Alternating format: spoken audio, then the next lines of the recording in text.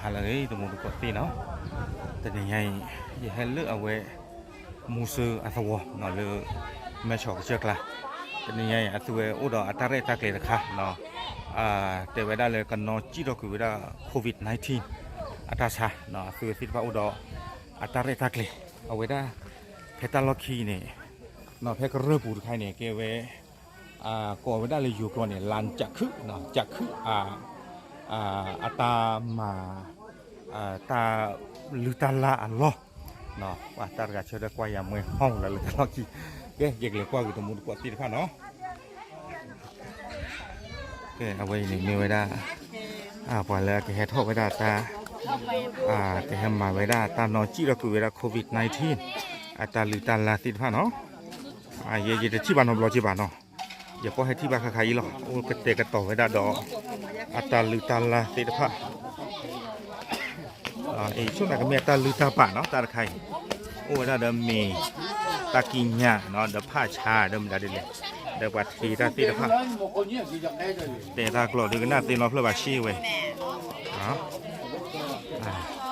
ตาใครดูว่าอะไรช่วงไหนก็มีตาละหรอตาใครก็มาไว้ได้ตาลือตาลาด้วยอะไรเป็นเน่เอาไว้อยากว่าบ้านตัวคู่ก็เจอตบล้อคนเราพูดเอาไว้ที่ผ้าเนาะอย่าได้อยากว่าบ้านเนาะตบล้อจีบะอีกอย่างออตบุลอะไรยาจีหรอวันนี้มาไล่โควิดเนาะโอเคนานไหมครับพิธีใช้เวลานานไหมไม่นานเนาะโอเคครับผมครับขอบคุณมากครับดูตาก่อนไม่ได้เนาะก็ยังว่าดูเตยอยู่ป่ะเตยอยู่เมนป่ะว่าเดิมมาแล้วจักเราดูโลดตะเกียบเว้ย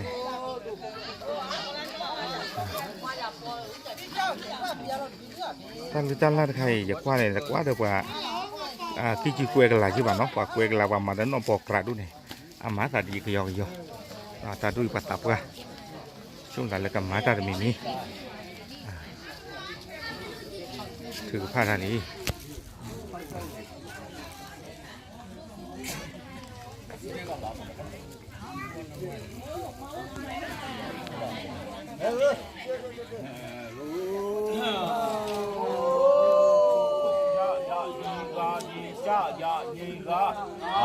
ข้อมาดามานามาตีข้าตีโลกนอนจี้ไว้ได้เลยนอนจี้ไว้ได้เลย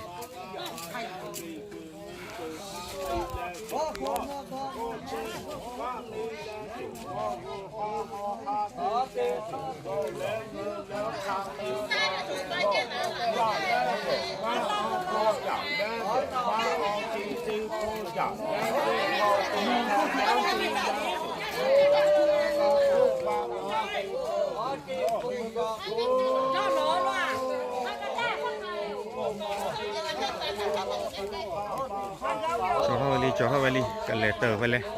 กว่าที่น้องกับหาชาติตรีดาวไฟบัดด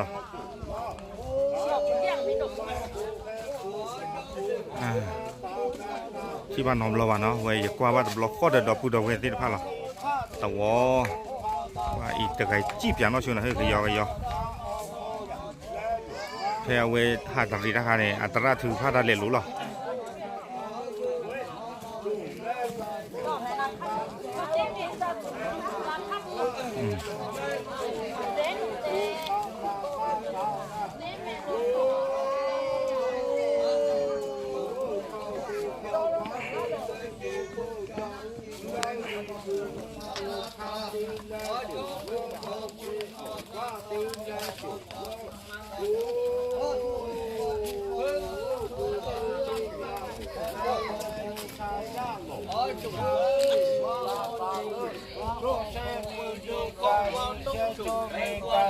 มานามู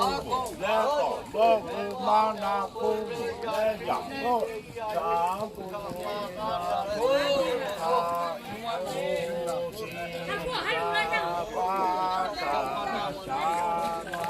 คือเราได้ทีเนาะทีใช่ไม่ทีอัวทีมแต่ได้เหลือได้เย็ดแต่เราพูดเอาไว้ทำบ้าป่ะ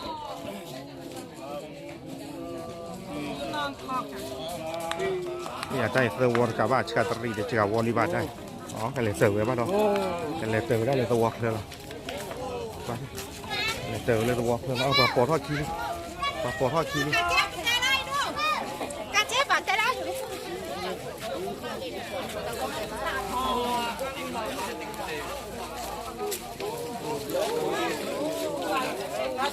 กูขบพ่อเลยดอตัววอลนี่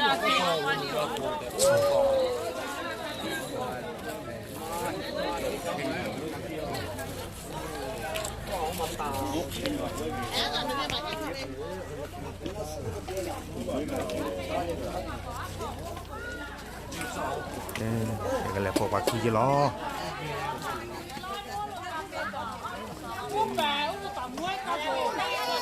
เติร์เลยก่อนเลยเนี่ยวิญญาอันนี้เสร็จหรือยังครับเสร็จครับอ๋อโอเคโอเคเดี๋ยวไว้ได้วิลีเนาะวิลีอย่างท่านหรือท่านลาใครดูความบางเกียรติกันเลยที่เดือดแล้วพอเลยเมื่อก่อนถ้าใครในบ้านเราเลยหยดเติร์เลยละเนาะแล้วฝากอยู่ไว้ได้เรียบร้อยแล้วเนาะพี่ทีเรียบร้อยข้าหมู เดี๋ยวก็มันมีอยู่ขั้นตอนมันจะมีขั้นตอนของมันอีกอันนี้เสร็จพิธีไป1ขั้นตอนตอนนี้มันเสร็จแล้วแล้วไปข้าหมูแล้วจะได้สุกอีกโอเคบ้านปู่จามครับคืนนี้ใช่ไหมคืนนี้มาเต้นจากคืนอีกโอ้เสียดายเนาะบ้านผมไม่ได้อยู่ที่นี่บ้านอยู่บ้านพระกาแหละใช่ครับอยู่บ้านพระกาครับโอเคขอบคุณมากครับเอาไว้เนาะตาลาที่ภาคเตอรี่เนาะเอาไว้แต่ไว้แค่มาหาว่าเกมมาที่ถอดรอเดี๋ยวก็ตาลือตาลาที่เกียรติเมื่อยดิแค่มาหาเลยตาใครว่าแค่เกกันลิโอเคเดี๋ยวกว่าดูปุ่งดูกดที่บ้านเทละเนาะตาลือหรอ